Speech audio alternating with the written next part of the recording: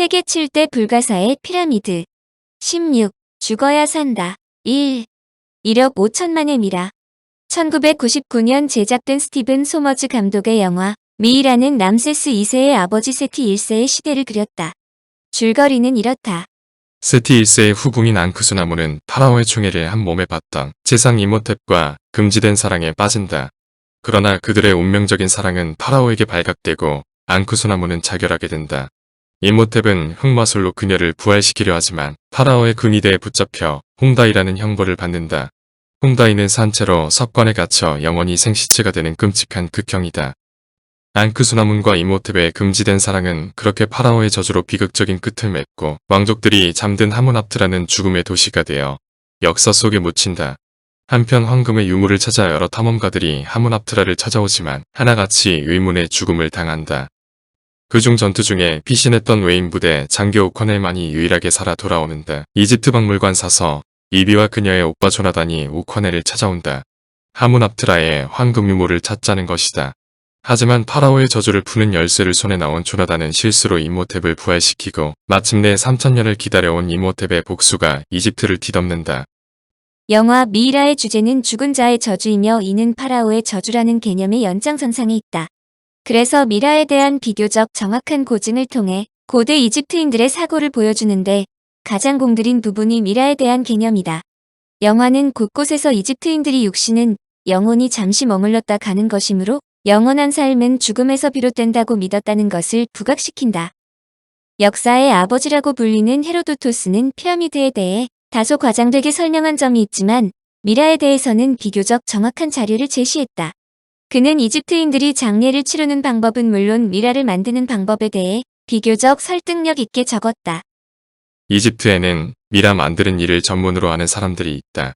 그 사람들은 시신이 들어오면 고인의 유족들에게 나무로 만들고 채색까지 된 실물처럼 보이는 미라의 여러 가지 모델을 보여준다.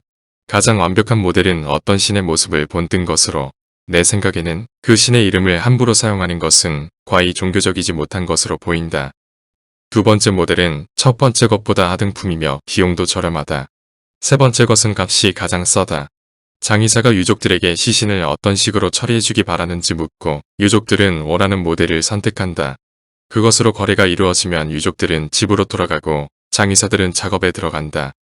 미라를 만드는 법. 미라가 전 세계를 통해 이집트에서만 만들어진 것은 아니지만 제일 먼저 이집트를 떠올리게 되는 것은 3000년이란 장구한 시간 동안 부단하게 미라를 제작해왔고 현재 우리 주위에 많이 보이는 미라가 대부분 이집트의 것이기 때문이다. 남아메리카의 잉카 제국에서도 많은 미라가 만들어졌으나 이집트처럼 전 잉카인들이 미라로 만들어진 것은 아니다. 이집트인들은 육신은 영혼이 잠시 머물렀다 가는 것이므로 영원한 삶은 죽음으로부터 시작한다고 믿었다. 따라서 몸을 떠난 죽은 자의 영혼이 언제라도 육체에 돌아오게 하기 위해 시신을 썩지 않는 미라로 만들었다. 또 그들은 인간이 죽으면 태양이 뜨는 동쪽에서 태양이 지는 서쪽으로 옮겨간다고 믿었기 때문에 모든 피라미드 및 무덤을 나일강 서쪽에 건설하였다. 사람이 죽으면 죽음의 신인 아누비스 가면을 쓴 신관이 시신을 미라로 처리한다. 이때 내장은 카노피 항아리에 담아 따로 보관하는데 앞서 설명한 투탕카문 미라의 경우 4개의 카노피 항아리에 담았다. 고대 이집트에서 행해진 정통적인 미라 제작 방법은 다음과 같다. 1. 두개골을 절개한다. 2. 왼쪽 옆구리를 절개하여 내장을 제거하는데 심장만은 꺼내지 않는다. 3. 내장과 시체 공동 부분을 살균 처리한다. 4. 내장은 천연 탄산 나트륨을 이용하여 탈수 및 건조 과정을 거친 후 기름을 바르고 용해된 수지로 표면을 처리한다. 5. 탄산 나트륨 및 수지로 임시 방부 처리를 한다. 6. 시신을 40일 동안 천연 탄산 나트륨에 담가둔다. 7. 임시로 투여한 재료를 제거한다. 8. 피하에 모래, 점토 등을 주입한다. 9. 향기나는 수지에 적신 섬이나 모략, 계피, 톱밥 등이 채워진 가방으로 시체 공동 부분을 방부 조치한다. 10. 향유 기름을 바른다. 11. 용해된 수지로 시체의 외부를 처리한다. 12. 마지막으로 미라 처리된 시신을 붕대로 싼 후 준비된 관에 안치하고 각종 보석이나 장신구로 장식한다.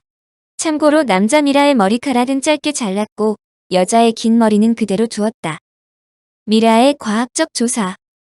영국 브리스톨 대학 리차드 에버세드 박사는 기원전 1985년부터 기원 후 395년 사이에 만들어진 13구의 미라를 대상으로 화학 조성을 조사했다. 그 결과 이집트인들이 세균을 막고 수분을 차단하기 위해 식물 성수지와 밀랍 등 다양한 물질을 사용했다는 것과 시신의 붕대를 감기 전에 탄산나트륨을 사용했다는 것을 밝혔다. 이집트인들은 미라를 만들 때 상당히 많은 재료를 사용했다. 중동에서 수입한 노간주 나무, 히말라야 산목의 기름 등 값비싼 재료는 물론 각종 식물에서 얻은 수지, 기름, 향료, 동물성 지방, 밀랍 등이 포함됐으며 전반적으로 동물성 지방보다는 식물성 기름을 많이 사용했다. 식물성 기름은 자연적으로 굳어 수분 침투를 막는 역할을 하는데 에버세드 박사는 이들 식물성 기름이 방부제 역할을 하는 값비싼 재료를 녹이기도 했을 것으로 추정했다.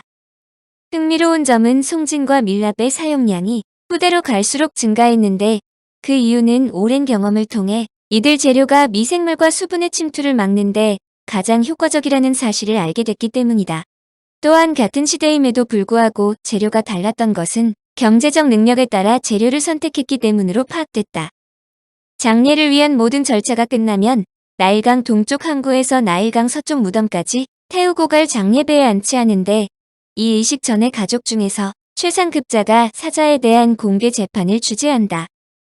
만약에 사자의 생전 행적에 대하여 장례에 참석한 사람이 반대 증언을 하거나 죄상을 성토할 경우 장례를 집전하는 가족의 최상급자가 사자의 유해를 준비된 장례배에 태우는 대신 나일강 동쪽에 매장하도록 명령한다. 이것은 이집트인들의 사후관에 비추어 볼 때 사자의 영원한 삶을 근원적으로 막는 사실상의 죽음을 의미하므로 이집트인들의 생전 선행을 유도하는 제도로서 크게 인정받았다. 또한 무덤 속에는 죽은 자가 저승에서 환생할 때까지 사자가 사용하였던 모든 것을 함께 묻는데 특이한 것은 무덤 속에서 환생할 때까지 기다리는 동안 주인 대신 노역을 담당할 오샵티 혹은 샤옵티라는 인형을 반드시 넣었다. 이와 같은 인형을 매장하게 된 동기는 이집트 역사상 몇 번에 걸쳐 외적의 침입이 있었는데 이 동안에 귀족이 망하여 천한 직급이 되고 노예가 상급자가 되는 등 하극상 사태가 일어났기 때문이다. 이러한 예를 볼 때 고귀한 직분의 사람도 사후에 천한 직급으로 신분이 변할 수 있다는 우려에서 저승에서 부릴 사람들을 애초부터 데리고 가는 것이다. 인형의 숫자는 신분 혹은 재산에 따라 달라지는데 유명한 투탕카멘의 묘에서는 400여 개 이상이 발굴되었다. 청취자에게 원하는 것은 1. 구독 2. 좋아요